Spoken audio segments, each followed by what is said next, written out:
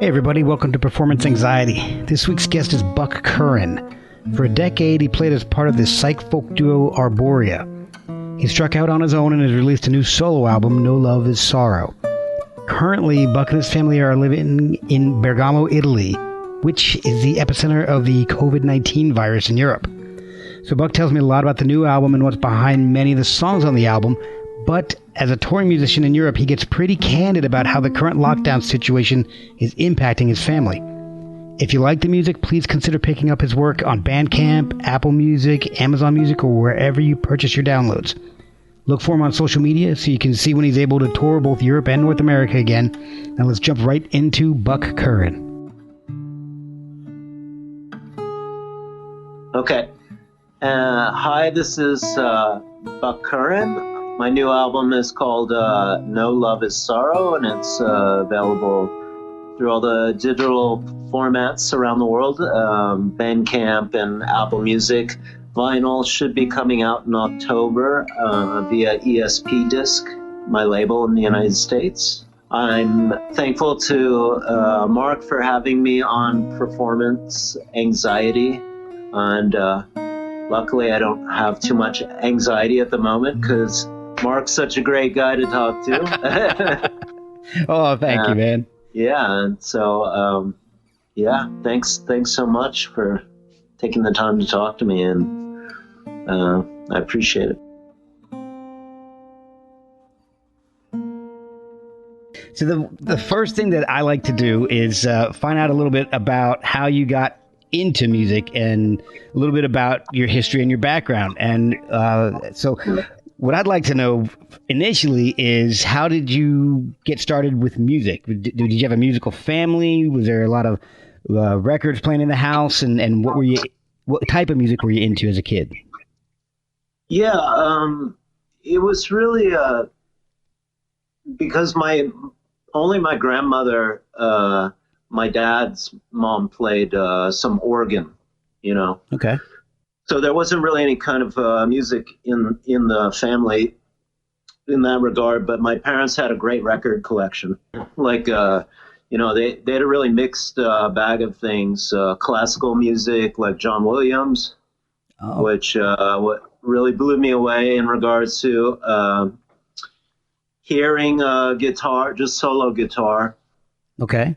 And hearing this kind of perfection in tone and everything. And then at the same time, they had Tim Buckley and the OJs, a lot of soul music, cool. A lot of folk, Simon Garfunkel, stuff like that. So that definitely had a big influence on me. Electric guitar took a little bit longer to kind of sink in. Oh, really? Because, of course, they had the Frampton record. Yeah. Everybody had that. I remember putting that on like every year at some point, and eventually it clicked, but at first it didn't. It was I think I don't know, I liked more folky elements or something, just naturally, Okay, yeah. And as a kid, of course, I was always I loved Elvis, so I'd go around singing. There was a lot more singing and choir kind of oriented things, Okay. Yeah, that was going to be one of the questions was, did you always sing? So yeah. And then eventually my dad got a guitar, classical guitar, and had a teacher come to the house, and I would see them interact, but he really didn't do much with it. Oh no. It ended up under the bed more often than not. It just kept pulling me, like, yeah. Eventually he gave me the guitar, and then we had moved from Detroit down to Ohio. And so you're talking like 7th, 8th grade, and Ooh. A lot of kids were listening to AC/DC and stuff, so yeah. I got a little transducer pickup, put it on the classical guitar and cranked up the amp. So the classical guitar would distort, and try to play in that way. Oh, wow. Yeah. That's crazy. So, Yeah. So when did you start playing with bands and playing out in public? Well, okay. As I developed, I back back in those days, you didn't have YouTube and things, so Right. there was like the Guitar Player magazine I used to get would that all the time. introduce you to players. So, I got to learn about gypsy jazz, like when Birelli Legrand was young. He was featured in that magazine, so it made me go out and like influence me enough to the articles that I would go seek out the records. Right. Yeah. And then flamenco and stuff like that. But of course, for me, it's like as much as my friends were into shredding stuff, I kind of like, as far as, especially in regard to electric music, I always gravitated more towards like what Clapton was doing in Cream, these kind of like long sustaining notes, Yeah. And B.B. King, these things like this. So, so there was that part of it. I had these heavy like folk and world music things mixed with contemporary, like, Jimi Hendrix, of course. Yeah. For many people, just blew me away. Also, not just for the guitar playing, but for the poetry, the songwriting. Still blows me away today, actually. Actually, that's become even more of an important element when I listen to his music. That's a really good point, because I kind of feel the same way about Hendrix, because I got into Hendrix for the blistering riffs and the feedback and the bombastic element to his guitar playing. And it's only since I've kind of matured in my listening over the past, couple decades, I'm in my mid 40s now. So, that the lyrical aspect of his music means more to me. I still love the fire and brimstone guitar, Voodoo Child is still just incredible. But the lyrical aspect of the Wind Cries Mary, If 6 Was 9, things like that, it's just, that means a lot more to me now that I grow up. Yeah, and I also with lead guitar, I kind of year after year, the more I listen to shredding music, to me it didn't really make much sense, because even going to concerts and listening to favorite guitar players, like within a week out, I could never remember what the hell they had played. Yeah. It was just a blur. Right? Yeah.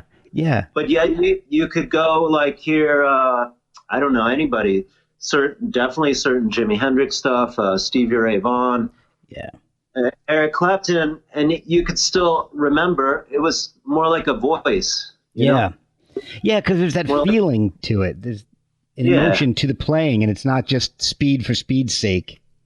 Yeah, and so, with my own playing, just thinking about creating that tone, working on the voice of the note, Okay. I certainly have a lot of friends and contemporary musicians that I play a lot of concerts with, and they have this really developed right hand approach to playing guitar, and I'm more in the left hand.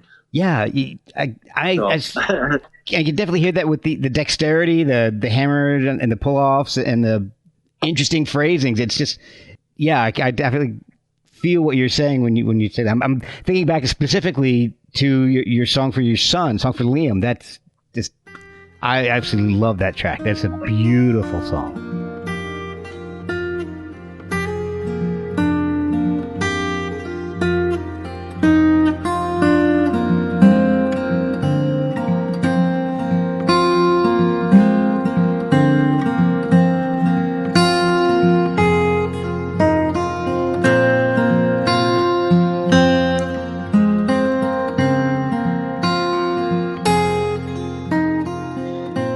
That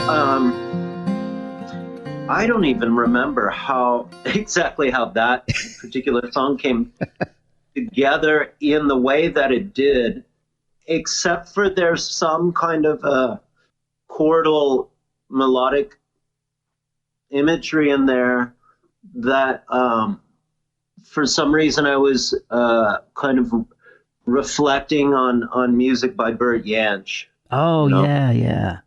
So I don't know. As all my music's created, it's really not created on the guitar per se. Okay. I'm always away from the instrument, Oh. and and a melody will come into my mind, and then maybe a second section, and then I have to go to the guitar and find it. Wow. Oh, wow. So that's fascinating. And so that's pretty much my way that I approach things. And somebody was commenting on there's like a long instrumental called, well, it's the title track for my new album. And they were talking about how, I don't know, like it sounded like it was composed in a way, but actually it's like 90% improvised. Really? Yeah. Oh my God. So that's and so you talk about No Love is Sorrow.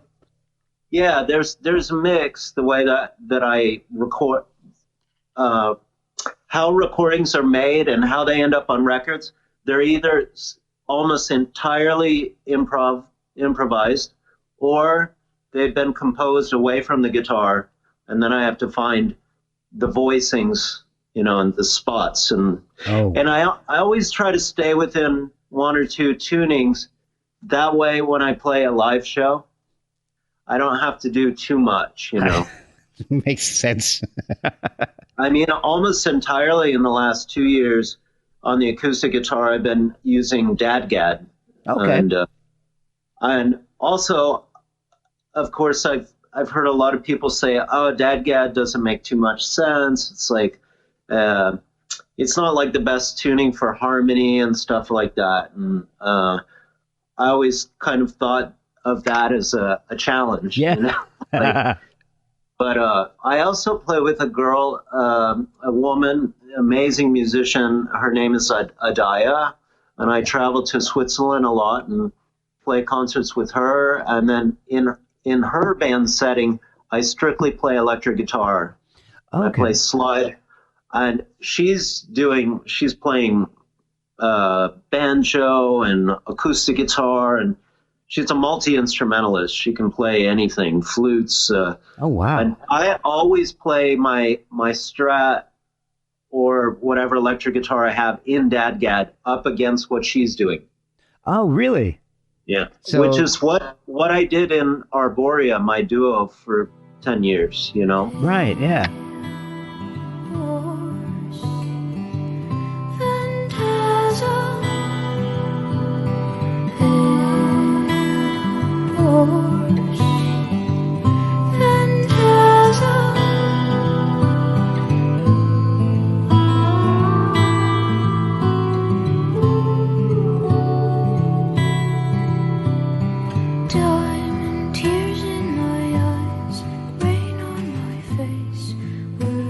So, and then I just use a capo a lot if I need to, change things. Okay. So how did you start with Arborea? Is that was that just were you actually looking to start a band and you just found each other, or was it? Well,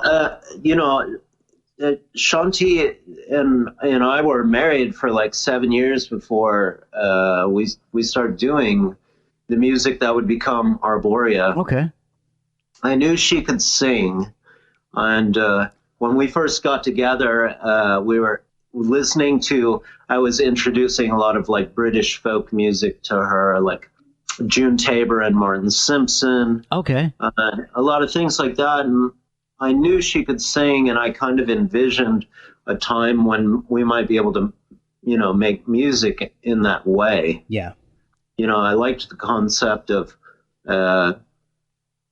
acoustic guitar and voice, making this as much a big, I don't know, soundscape as we could make in that regard.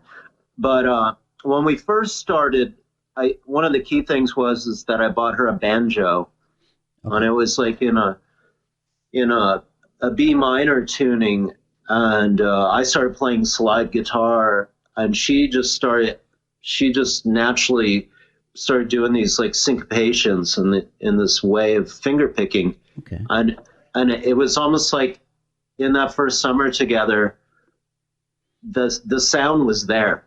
We just did like backyard jams, for a year. Then I started writing some things. She started writing some things, and then the following year we put our first album out. Oh man! So that lasted for 10 years then? Well, we started in 2005, and then we played our last European tour. We were on the road for a month, from Italy all the way to Sweden in 2015. Okay. Wow. So yeah, and we have been on the road a long time, and Shanti was definitely tired, and she deserved a break, and she decided to stop playing for the meantime, and we've talked about doing some things together. We're not in a rush to do that because we did so much work together, but as far as the band going on hiatus, I needed to keep working, with music, and I love traveling, so it wasn't a thing for me to stop in that regard, right? So which is a problem right now. Yeah. So you're currently in Italy, in Bergamo. Yeah, and I met my wife Adele when I was on tour, and met several years ago, and so I ended up here. At the time, I was spending a lot of time in Switzerland. Okay. Playing with Adaya, recording on her first solo record, and I called my friend up in the north of Italy and said, "Hey, I want to do a couple shows. Do you want to do a short tour?" So, on that tour, Adele had organized a show for me here in Bergamo. So, yeah, and I had met her the night before in Milan. Okay. And then my friend who I was on tour with already knew about her and played some of her music for me, Although at the time I didn't know that was her singing. Oh, cool. I didn't relate the Adele H in the video that my friend Paolo was showing me to the person I ended up, meeting and now who I'm with. So you're there, and then did you just decide to stay, or had you moved to Italy beforehand? So we hung out, and then I went back up to the north of Italy, up in Valtellina, this mountainous area, and stayed for a week. And Adele and I started talking. So I decided on my way back to Switzerland to stop and visit her. And so I was gone for about a week. I visited her, and then I went to Switzerland to play some gigs with Adaya, and then we were talking, and we decided we didn't want to be apart from each other. Wow. So I came back, and then eventually, like that Christmas and New Year's, she came back with me to Maine, and got to meet my older kids. With Shanti and I had kids together. They're 17 and 21 now. Man. So, yeah. So after that period, I went back to Italy and stayed for a little bit, but then I had to go back to Maine again. I was in 2016 in Maine for like 5 months before coming back here.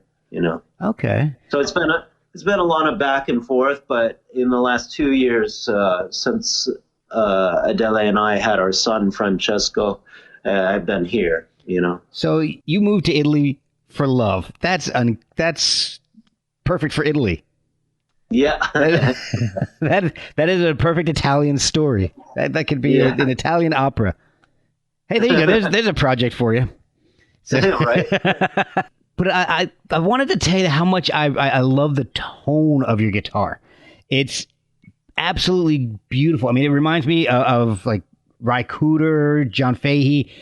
The playing wise, especially Leo Kottke, more in the tone than his style, but it's an incredible, beautiful, clear tone.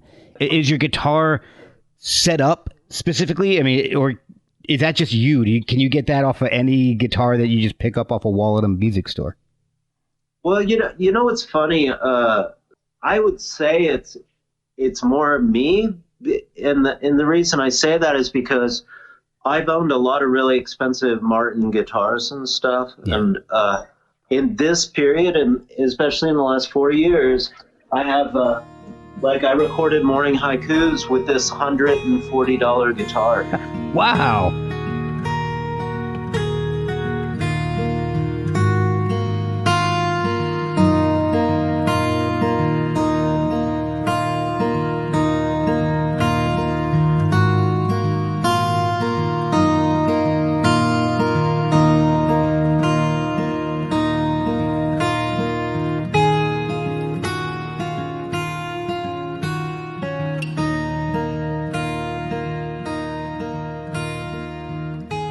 And it's this Yamaha, and it's my Rode guitar. Oh, there's tape all over it. The action's super high.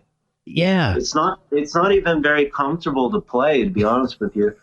I have a guitar that I built and designed, which I always use on my records, and that guitar sounds great, but I tend I didn't have that guitar for morning haikus. Afternoon ragas. I had this. Oh, wow. Okay. And then 2 years ago, August and September of 2018, I was in the U.S. and I toured from East Coast to West and then back. Okay. And when I was in Berkeley, I bought I needed a guitar because I had borrowed one in various places. My friend Riley Walker was kind enough to loan me his guitar for my Chicago show, and he's got a beautiful old Guild, Ooh, nice. But when I was out in California, so I didn't have a guitar, and I went into this famous old guitar shop there, and I was thinking to find a Yamaha because they're very consistent, Right. And they sound. You can get them. You can manipulate them. Through technique or whatever to sound really good for strumming or fingerstyle. Okay. Okay. So, but then I walked in, and in the corner I saw this this Recording King guitar. Okay. And it was. I ended up buying that because I needed one for the East Coast. This is a beautiful guitar. Oh, wow, yeah. But this guitar was like $120. Really? Yeah. Oh my God. And if you listen to the recording, No Love is Sorrow, I'm playing this guitar. Oh, really?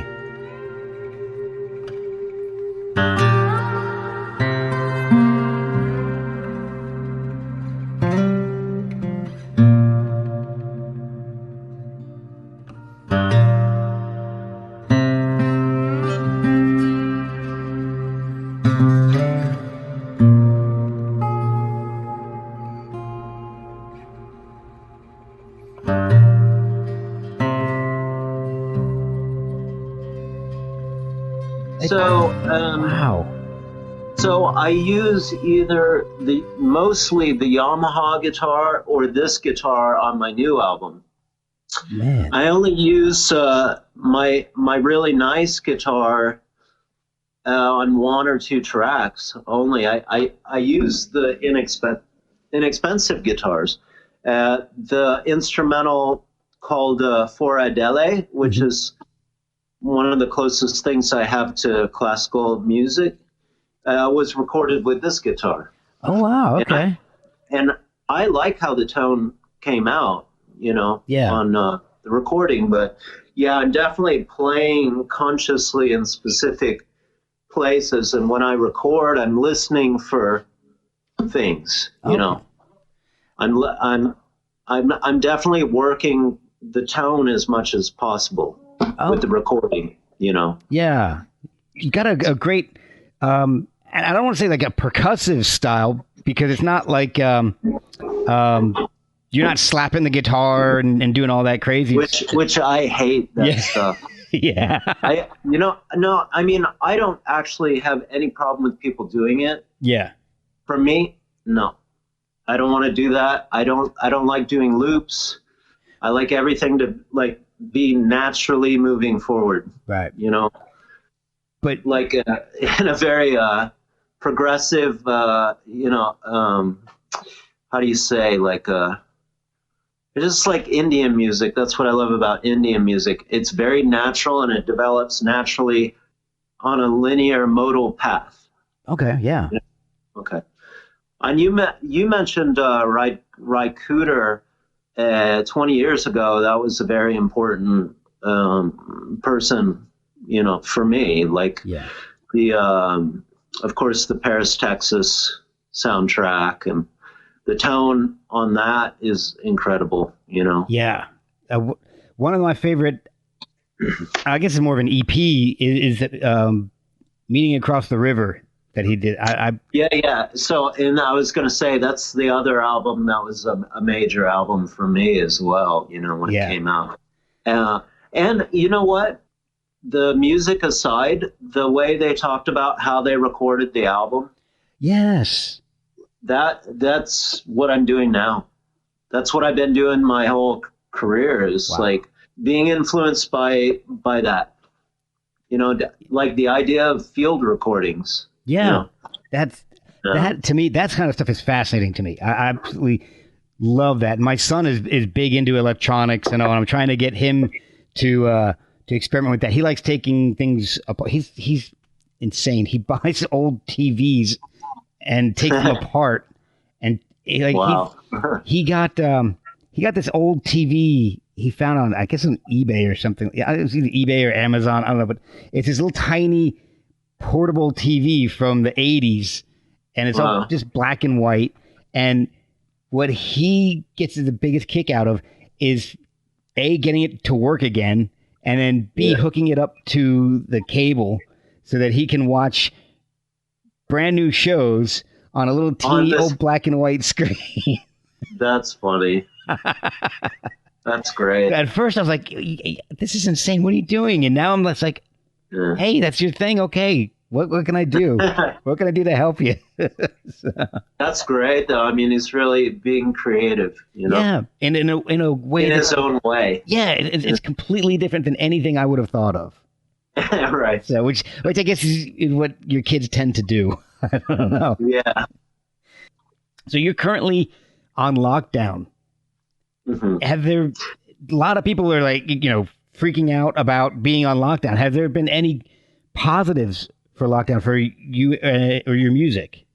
Well, yeah, Adele and I were talking about that yesterday with Fred because, I mean, we went through kind of a really depression phase with this whole, where we didn't feel like playing, Yeah.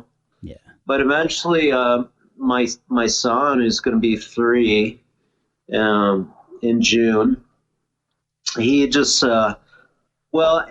it didn't help by me playing some Jimi Hendrix and stuff, which he just naturally seems to gravitate towards. Or I showed him some Eric Clapton video of him playing with Cream. It's this famous video from like the last tour where he's explaining how he plays the guitar. Yeah. And he's playing his SG. Beautiful. Yeah. And after that, it was like Francesco would just be like, every day, he still does it. He's like, Daddy, electric guitar. So, he pretty much grabs me and we go and he plays like air guitar. He brings his ukulele. And, that's awesome. Yeah, and he wants me to plug in. It's like actually he prefers the electric guitar, Hey, So, See, just like my son's doing stuff that's opposite. When you were his age, you gravitated towards classical guitar. He's like, yeah, I'm into guitar, but let's do it this way. Yeah, exactly. So yeah, I mean, so that really helped get me out of a funk. Really, that's awesome. And I had really just kind of finished the mixes for my new album, and I had it over to my mastering guy in Montreal. Okay. So I knew, and I was projecting that I would release the album in October and do a tour, like a U.S. tour. Yeah. And then of course, do a lot of things in England and Europe, and then this thing started hitting, and usually, I mean, with the way my touring cycle goes, I don't have any work in December, because of the holidays, and that usually spills over into January, Okay. My last touring, I was on October and November, and then there were a few shows in January, a couple in December only. Yeah. But the last big touring was October and November. Wow. So it was really difficult when the government here or the locale, the region decided to go into mandatory lockdown. Yeah. That's... And that was March 8th. But we already started kind of self-isolating earlier because we started hearing about things. Yeah. In February. And but yeah, and we're still here. Nothing's changed. We have to we have to carry, print out a certificate if we need to go to the grocery store and walk with that. Wow. You have to wear masks to go into grocery stores. Everything else has been closed, still closed. I thought, now I've heard the level of infections have, leveled off of new infections. But good. I just looked at the stats, and progressively over the last 30 days, we've lost 500 to 600 people every day. Jeez. It's so insane. It went from just over 1,000 at the beginning of this to now over almost 22,000. Oh my God, that's amazing! That's that's insane. So many of, luckily for Adele, her mom and her dad are safe and they've been on quarantine. But we know we had a good friend that died not too long ago. Oh, I'm sorry. A lot of good friends, parents and grandparents have died here. Oh, it's been it's been crazy here in Bergamo specifically. Yeah. I have friends down in Tuscany, which we're only talking 3.5 hours away, and it's totally different. Really? Situation down there. Yeah, it's more loose. There's not so much infections in that part of Italy. But here, it's been just staggering. And it's changed things here. I'm outside of D.C., so I'm about 75 miles west of D.C. in Winchester, home of Patsy Cline. But I've got about a 40-mile commute to my job. And so it's usually it takes, but we're on major highways. So usually it with the traffic going into DC, because I go east for work, it's about, it takes me, I'd say at least 45 minutes to get to work. And now, I'm going 40 miles and it's taking me 35 minutes. There's no traffic. Everybody they're making everybody work from home. Besides my wife, for some reason, they're not letting her work from home. But I can't. I've got to be. I've got to be there. But what they're doing for us is they split the staff in half and rotating 2 weeks on, 2 weeks off. So, but you don't have that kind of restriction, like where there's somebody waiting 10 minutes away that's going to say, no, you can't drive your car through here, right? No, Like, not yet.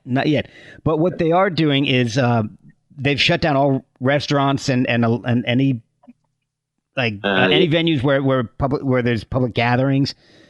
You can go and get delivery or pick up just about any place that still cares to be open and serve food or things. But a lot of stores are limiting the amount of people who can go in. And for example, in Virginia, the state runs the liquor stores. So what they're doing is they're only letting like 4 to 5 people inside the store. Everybody else has to wait outside. They'll motion you in. You just tell one person what you want, and somebody else goes and tries to find it while you wait in line. They'll bring it up to the register, and so there's no browsing anymore. So you have to go in and know what you want. So and that's my alcoholic self. That's my alcoholic experience. But the department stores, the mall here, the local mall is completely closed. Everything in that it's the department stores, the big box stores and the standalone department stores are limiting the number of people inside at a time, and they'll have somebody out there telling you when you can go in and sometimes they're limiting the amount of time you can stay in. So it's interesting, and I'm really curious to see what happens once everything starts to subside. If we go back to normal, or if certain things have changed for good. Yeah, I mean, there's some kind of rumors going around too, but I forget which. There was a music site yesterday I saw that say, concerts may not come back until. I'm sure they're talking about big concerts. Yeah. Big gatherings until next summer. That's what I'm hearing that about sporting events too, and that they want people to social distance until 2022. And I don't know that that's going to fly with corporations like the NFL, baseball, and like a band like, I don't know, a big concert draw, I guess like Metallica, they can survive without touring for a few years. But, independent artists like yourself really need to get out and tour. Yeah. So I don't know what's going to happen. It's going to be, I can't wait to get through this is basically what I'm saying. And not just because I want to see what it's like on the other side, but because people that I know and care about are they're struggling. They're suffering through all this because they don't have work. Yeah, exactly. And I don't know about you, but I can go to the grocery store. The grocery stores are still open. You don't need anything to go in, but they're starting to limit the number of people that can be in the grocery store at a time. But and they've got just about everything you need except for freaking toilet paper. I don't know what the hell the rush is on toilet paper and why we can't replenish it. What is going on? People have lost their jobs. Maybe the toilet paper companies should start picking up some of these people who are filing for unemployment. Yeah. I don't know why we can't fix the toilet paper situation in this country. It's pretty interesting. I always get it's insane. My friends sending me photos of the my ex Shanti, she'll send me photos of empty shelves, and I'm like, what? Yeah. We had like 1 or 2 days where people panicked, like everybody, but of course. that quickly filtered down, and we haven't had a problem since then. And people are very courteous with each other, and I mean, I even hear from friends in different parts of like England or where in other places where they actually get joked for wearing a mask. Wow. In public. And it's like, thank God Italy's not like that. You know? Yeah, they're making us wear masks at work. And we wear gloves anyway because we touch parts, parts that are going into surgery. So, but it is mandatory that we wear a mask. So, yeah, it just helps everybody all the way around. Like, what's the big deal? Why do you? Yeah. What's the anxiety with the? Yeah, but the funny thing is, and leave it to people to figure out how to make a weird situation interesting. There are people who are making the crazy designs on surgical masks. Like you can get college logo, your favorite college football team's logo on a mask. It's awesome. It's Right. so cool. Let's go back to the music a little bit. Yeah. I wanted to ask you a question about a song in particular here, and I got a War Behind the Sun.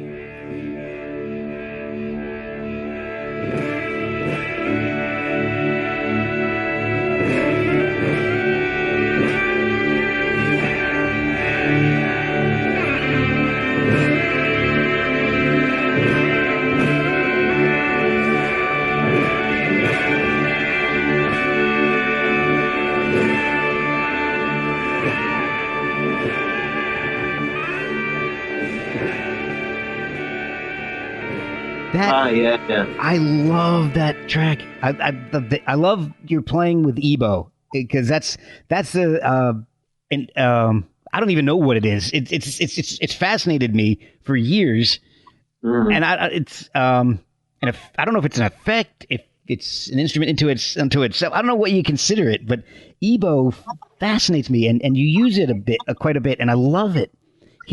But War Behind the Sun is different. I mean, it's like. It's really crazy using it too. I've always found it hard to be very consistent with it. I mean, I've worked it into a way where I can use it in specific ways that work, but sometimes it's like riding a wild horse, you know. Yeah. But I mean, the important thing is you know, like this guitar is nice because it's only got 2 pickups. Right. For years with Arborea, I was playing the Debo and I had the Strat. Well, now you have 3 pickups with the magnetic fields. Right. And that's where it gets really crazy. You have to really be subtle. Okay. You know, with 2 pickups being spread wider apart, then you can kind of like, you know, like lean into it a different way, bring it in slowly, and okay, you know, dynamic things with it, you know. And my poor Ebo, now I've had for so long, it's totally cracked, like everywhere. It's like, wow. The whole, you can't see, but there's a crack all the way here. Oh, I can see it now, yeah. I had duct tape on it. And it will have duct tape all over it again when I start touring it again. Oh my gosh! Because if I drop it, it's just going to totally explode. You know. No. But I have a newer one, and I prefer the sound of this one. Oh, really? I don't know if something as these get older, they take on different characteristics with the magnetic. Oh, you know, okay. I never thought of that. But it's like the new one. There's too much there. Okay. You know? Wow, I never thought of that. I've never written to anybody in Ebo, but you know, there was a time in music when I was hearing the Ebo being used by new wave bands, Flock Seagulls. Yeah. The making of the Unforgettable Fire. Brian Eno was showing the Edge how to use the Ebo. And so those were really, really early influences when I was very young. Okay. You know, and I just loved it and I had to get one. Now, 2 interesting things about War Behind the Sun is that there's a bansuri player, the Indian flute. Oh, okay. And that's my friend Nico, who's my wife Adele's one of her oldest friends. He's from Bergamo. Okay. For the last 10 years, he's been living with Hari Prasad Chalareja, like 5 months out of the year in India. Oh, cool. And the last couple of years, he's been performing with him. Oh, wow. Nico just won a really prestigious like Indian music award for a Westerner playing Indian music. Wow. I mean, he's really amazing. And it's really great for me because I'm constantly asking Nico questions about ragas and things like that. Yeah. Things that to get deeper into it, because now it's been a long time since I've been listening to sitar music, and that's also a big influence on my playing. Okay. Pandit Nikhil Banerjee, a friend of mine who I used to work for many years ago, in the late 90s, he had all these CDs of Banerjee and Raga Records CDs, Okay. And I just fell in love with his playing, Yeah. especially like the slow alap sections. Like he was so dynamic and just so complete in the way that he would play and sustain these notes out and stuff, so wow. became a big influence on me. But anyways, so there's two things. Like I'm playing that in Dadgad, okay? And Nico, we have been talking about Indian music, and he told me that there's really only one raga for the sunset. Oh. So there's many, ragas for in the middle of the night or the morning or the afternoon, but there's this one sacred raga, okay? And he showed me like the melody, and in specific. So I was, picked up the guitar. He was playing the bansuri flute, and he showed me this section, and I thought, oh, I want to incorporate that somehow into the music. Okay. And I started thinking, and then I came up with that, the intervals that are the introduction. Okay. Of that very quickly, and so I established only that. Okay. And then at the very end of that recording, I echo that sunset raga. Right. You can hear specific notes in that after I come back and play those, the chordal intervals. Yes. That's that piece. Okay. But so in the beginning, after that main interval, the introduction, it's strictly improv. Wow. For all that. And there is another layer. You can hear some underlying, I went and improvised another track underneath. Yeah. Doing just crazy things. But I had the guitar because I've got a couple cool fuzz faces, and and also I have this little I love small amps because you can make them, depending on how you mic them, you can make them sound massive. Right. Okay. And basically, I just had the guitar sounded like it was on fire. I had so much sustain, and then in sections I used the EBO as well. So but literally, you almost didn't need the EBO. It was that hot. Oh wow! And the other thing is, I had this guy. Actually, his house just burnt down a month ago. He lives in the Midwest. He has this pedal company called Melody Pedals. Oh, cool! And he made me this pedal that I've always wanted to have. Okay. Which is like a clean octave boost pedal. Oh, wow. Yeah. So this is really important for my Strat, because my Strat, I hate the way it sounds now without the clean boost. Really? This just gives it a big overhead presence. Oh, wow. It makes the pickup sound more like a humbucker, Oh, cool. Okay. So it's really, but then I have it so I can just click on. So I wanted a small pedal so I could travel with it. Right. Because I travel just with a bag. Okay. And a gig bag, and then a backpack. Wow. Oh man, you travel light.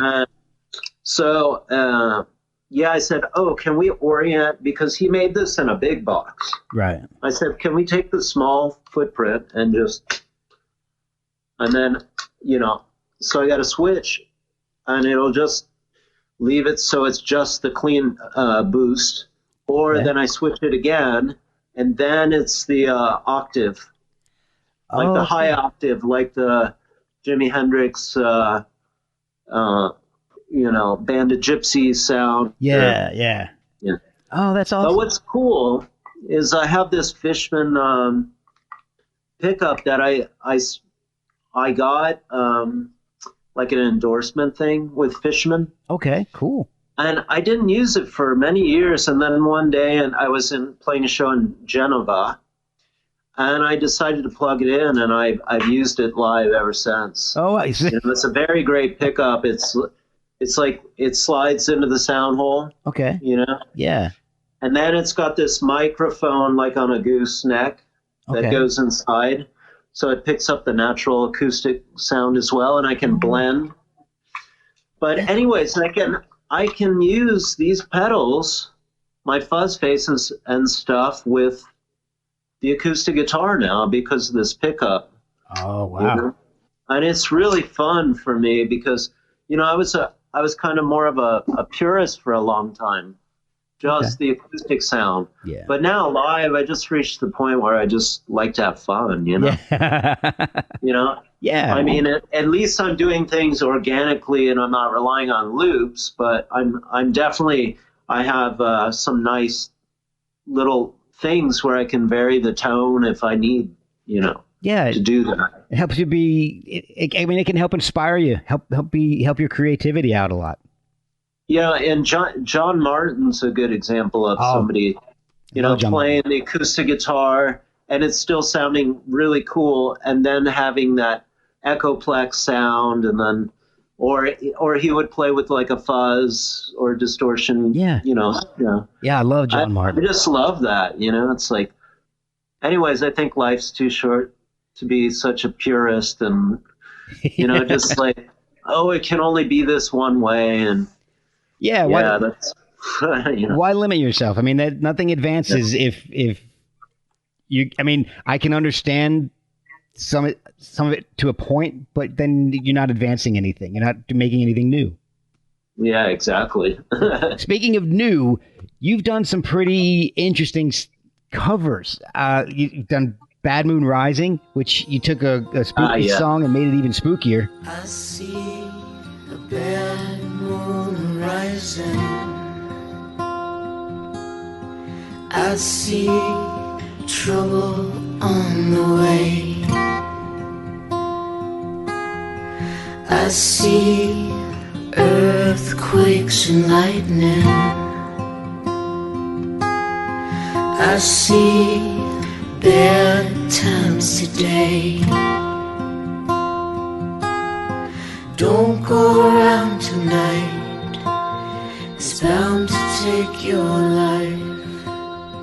There's a bad moon on the night. And then I saw a live video where you go into Masters of War into In My Time of Dying. Yeah. That was really cool. Now, that kind of came out of the influence. Many, many years ago, I took, when I was in my early 20s, I took, I met Martin Simpson, and I ended up taking lessons off of him, Okay. He's another influence on my slide. He's a great slide guitarist. Right. And also he was influential on me with the alternate tunings, because he's really a master at that. But on one of his early records, he does Masters of War. Okay. And he does it in that drop C tuning, which I do also. Yeah. But at the same time, I loved the early Bob Dylan records. And then, so Dylan covered In My Time of Dying on his first record. Oh, okay.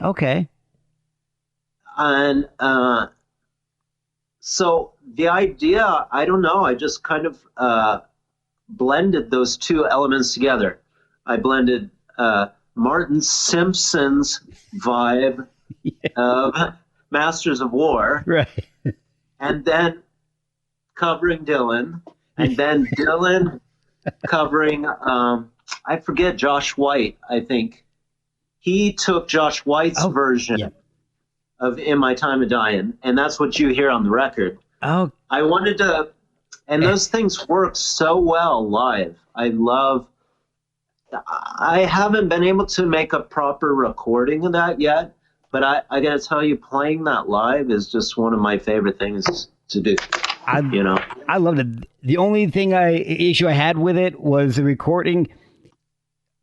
I don't know if I like the doorbell that I hear throughout it, or the cars in the background. You might want to get rid of the cars in the background and the doorbell. Although the doorbell made it interesting, but it's actually, to be honest, I mean, it was really cool. It's I wasn't expecting that progression, and it was a great performance. It really, really blew me away. Yeah, I kind of tend to go for working with songs that you can develop a mood and color, like a soundscape around a good song with good lyrics. So if the lyrics have a vibe about it, then you can expand the guitar around that to enhance the mood. Right. Like, I play Townes Van Zandt, Rake. Oh, okay. And I ended up recording that, and I love playing that song live. That just, I recorded that and put it out on, iTunes and stuff like that. But actually, I didn't even know the song very well when I did that. I'm so much better at doing that live now, and I just, cool. Every time I play it, it takes on a new life of its own, Oh, that's awesome. So, and on the album, you actually have your piano debut on Django? Yeah. I had recorded some other things, and I was thinking about releasing like 2 albums, like an experimental, because literally I never played piano ever in my life. Never, ever. Wow. And it wasn't and then I bought this old German Bechstein. Oh, cool. In Arborea. And that thing held together. We found it near a lake for practically no money, about an hour and a half from here. And we got somebody to tune it. And then subsequently, I learned how to tune it. Oh, cool. So I can tune pianos now. Wow. Just so I can maintain it. But the thing that happened, I think the climate and the environment was so different. After we had it professionally tuned, there was I did a bunch of recordings. And then a month later, I went to Switzerland for a week to do some shows. Okay. When I came back, the piano was practically, it exploded. Wow. I mean, it's from the 1890s, Oh, wow. Like the pins don't even hold, they slip. Oh, jeez. So it doesn't hold tune anymore. It's a phenomenal sounding piano, but it really needs a lot of internal work. Yeah.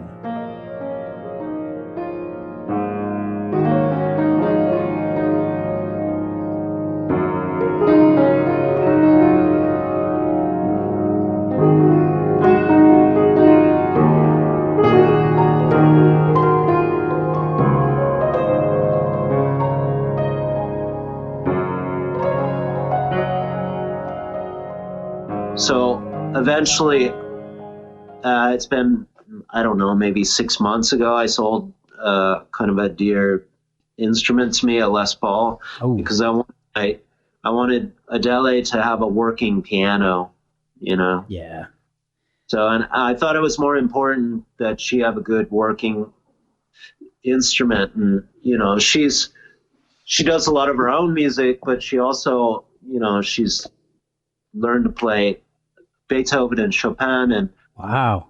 Satie. Like, in 7-8 months, she can play beautifully. Wow. She played when she was not seriously, but I guess regularly when she was a little girl. Oh, okay. So she had already had some kind of aptitude, towards playing it, but it had been 20 years or something. Wow. Good. So, but yeah, for me, I was like, I started playing the piano, and Shanti and I in Maine, we had a piano, and it was a beautiful piano, but I never connected with it. Yeah. I always kind of struggled to play, and it wasn't until I got this German piano that suddenly I got inspired to start. And it makes sense to me in the way that you play it. Okay. And how the keyboard's laid out. I see it as in patterns in a visual way. Oh, okay. Yeah. Well, that makes sense. But for sure, at this stage in my life, I'm never going to have the technical, like the facility to play it properly. Yeah. Yeah. So, but I definitely have a lot of ideas, and I love the instrument. It's just, it's just really, it's hard enough to find, Yeah. I love so many different kinds of instruments, but I always keep coming back and saying, no, you need to focus on the guitar. It's like, it's a life's work, constantly in progress. You know what I mean? But it's, guitar requires you to play it. Yeah. You have to stay. If you stop playing for any length of time, you lose so much. Yeah, I agree. I'm amateur guitarist, and I haven't played in a long time. And when I try to pick it up, it's like starting completely from scratch again. Yeah, it obliges you to play it. Yeah, it really does. It's interesting, and I mean, I love the instrument. I really love the instrument. Deeply, profoundly. Well, it comes through in the music for sure. Yeah. It's always interesting though, it's like, can be a struggle. Like sometimes, I don't know, I wasn't gifted with this like massively, limber, right hand. Yeah. For doing, so I really have to work on certain aspects of my technique, but, okay. But yeah, for the composition, it's not, like I was saying, it's not important because that's coming from a different place, Right. But so yeah, the title track, and the album title track, "No Love Is Sorrow." It's a beautiful song, but I kind of want to know how you mean it, because the title can be a little, the way it's phrased can be a little ambiguous, like no love is sorrow, or like having no love is sorrow, or no love is sorrow. Like any type of love, there is no sorrow involved in it. So which way? It's completely like that. Okay. All right. Well, okay. The important thing is also, though, it was one of my favorite Pentangle songs. Okay. On certain things you hear in life, they just keep coming back around, and there's for sure it has that aspect about it. It's such a strong phrase. It can have so many meanings. Yeah, exactly. And for sure it applies to my life and all my various situations, my life experiences. So it just, for sure, it when it arrived, when I thought about that phrase, I said, that's the name of the album. Boom, wow. Done. And the album was pretty much finished in the way that it was. And I had a lot of songs that were kind of reflecting on, like, for Adele, it was written, in this period when we got the piano, I was thinking about the guitar in a pianistic way. Right. Okay.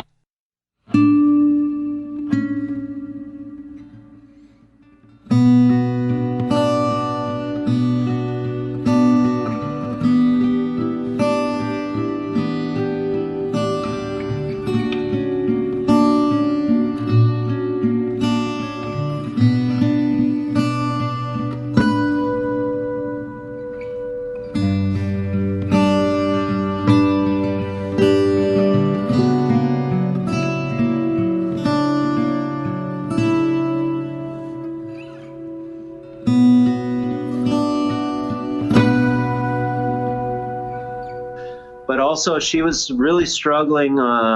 She was doing some teaching. She was having a hard time adjusting to these classes and teaching, and she really kind of was very down. And so this music started coming with me thinking about that, Yeah. So that kind of tied into it, Okay. And then what's interesting is the album's primarily about, in many regards, it's about Adele or, things, or like Marie. My grandmother just died in February, Oh, and that sorry. music, that music, she was, a very important person in my life, and she was kind of like, when I was growing up, like my second mom, Yeah. So that music just wrote itself after wow. she died, and so I said, oh, I'm putting this on the record, Yeah. and so it came at the last minute. Oh, wow. And then Django, actually, you can have the scoop here. All right. It's my cat. Oh, who really? died. Oh. Oh my. who I loved very much, and he was part of the family for 20 years. I mean, Oh, wow. I found him in Maine and brought him up to the apartment, and he fell in love with Shanti, and they became very close. And Yeah. but he was always a part of the family, Yeah. We called him Django because he had an extra claw, like as opposed to Django Reinhardt, Who did? who was, Django had too much. Yeah. So he was an ironic Django. Yeah. So a lot of the songs are actually quite heavy in that regard. Well, no, you had a bit of a Django moment yourself. You had an accident with a router. Is that right? Yeah. This finger is all like scar tissue. Oh my gosh. I was working for 7 years. I worked for Dana Bourgeois in Maine. Okay. And then it was great because I worked for him, and we had a small group of guys. We were building all the guitars, and then when I got done working for him, eventually I had use of the shop, and I started making my own guitars. Oh wow. But anyways, years doing the same job, I was working on his guitars one morning, and this jig, it started to wear out a little bit, and I was doing the same thing I would always do. It's like this. Well, no, I don't have one here, but there's a strip on many guitars. Oh on yeah, the yeah. end. Yes. I was routing that out, and with a handheld router. Oh Well, wow. the jig that I would mount the guitars up got so loose that for I'd say a good year, I would put my hand underneath Yeah. and steady it and do the route with one hand. Oh wow. Well, one day it just kind of slipped off, and it went down, and my pinky was hanging out, and Oh. ran over it. Oh geez. That was pretty crazy. And Wow. Has that affected Yeah. your playing at all? well, I couldn't play for a long time, and I had to wear this big cast. There's a picture somewhere because Shanti and I, we had an Arborea gig in Portland, Maine, and I was, you can see me all bandaged up, still playing, and Oh, wow. I'm playing slide, and you know, Oh, my gosh. And yeah, so that's scary. But yeah, I can't really. It's numb even now. wow. It's hard. Uh, yeah, it's crazy. What's strange though, because literally when it happened, you could see the path where the router built Oh, really? grew out, but it eventually like grew back round. but yeah, it's totally dead. Oh, my gosh. It's hard. It's very hard to use that finger properly. Oh, you didn't have to do a Tony Iommi where you like made some kind of cap for your fingers or anything? No, I mean, good. yeah, that's a strange thing, but if you see it in person, like you can see it's all like scar tissue, Wow. you know. Oh, my gosh. I'm fortunate that it grew back in a way that it doesn't look, you know, from the distance. Yeah, I can't tell from here. I just read about it. I'm like, you just reminded me. I got to ask about that. Yeah, I mean, the other day I cut that finger really bad as well on a piece of glass that my son dropped. And although it healed really fast, it took a week, but it really sliced it long ways on the underside, so I couldn't use that. Oh, and of course, everybody's like, all these friends of mine are like, you play slide guitar, it's no problem. Okay, yeah. No, actually, I do use this for chords a lot. yeah. So it is hard to play a lot of the stuff that I play if I don't use this to a certain, you know, the way that I've developed being able to play with it. Yeah. So your album is coming. Is it out already, or is it coming out? So I released it digitally just because there's no, you know, I was going to wait till October to do the vinyl, CD, everything. Yeah. But with being stuck, I said no. I have to get some kind of hopefully income, you know, streaming in somehow. And, exactly. And it's you know, in the end, most of my records, they're kind of like they come out digitally, and then a couple months later the vinyl comes out. It's never been timed up perfectly, anyways. Okay. But for sure, this will be the longest spread. I think, fingers crossed, that we'll be able to get it out on vinyl in October. Oh, good. Which hopefully there will be some form of touring possible by then. Yeah. In smaller places, or we'll see, you know. Yeah. It's a weird time for everybody right now, but especially for people who rely on touring and public gatherings for income. It's.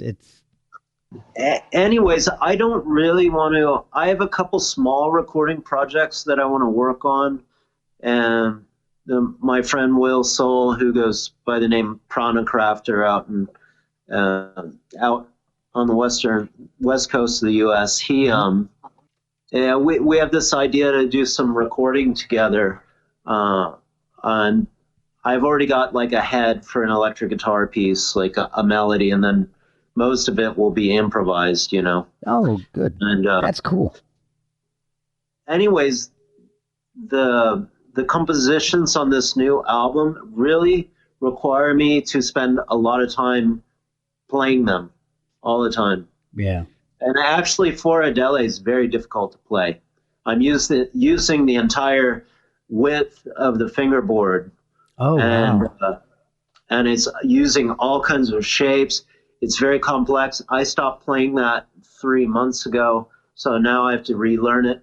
Like, I have got my plate full with this record, so I'm not like really like one of these people that are anxious, like, oh, I'm in lockdown.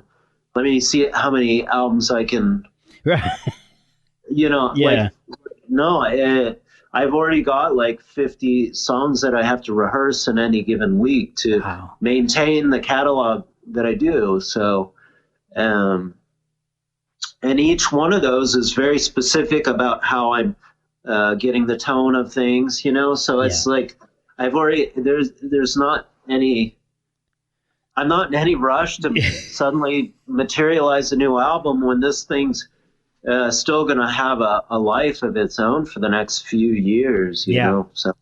Well, where can people find it? How can they buy it and help support you in this crazy, insane time? And so Bandcamp's, definitely a good way that we get direct, artists get direct support from. Yeah. But other than that, it's available everywhere. Amazon, Apple Music's another big thing. Spotify, my God. It is what it is. Yeah, exactly. You don't get any money from it, but that's another way. I mean, get a fraction of something. Yeah, I guess it's definitely distributed through every platform in the world. Oh, wonderful! So, yeah. I know I've kept you for quite a while, but thank you so much for spending so much time with me. It's been a blast talking with you.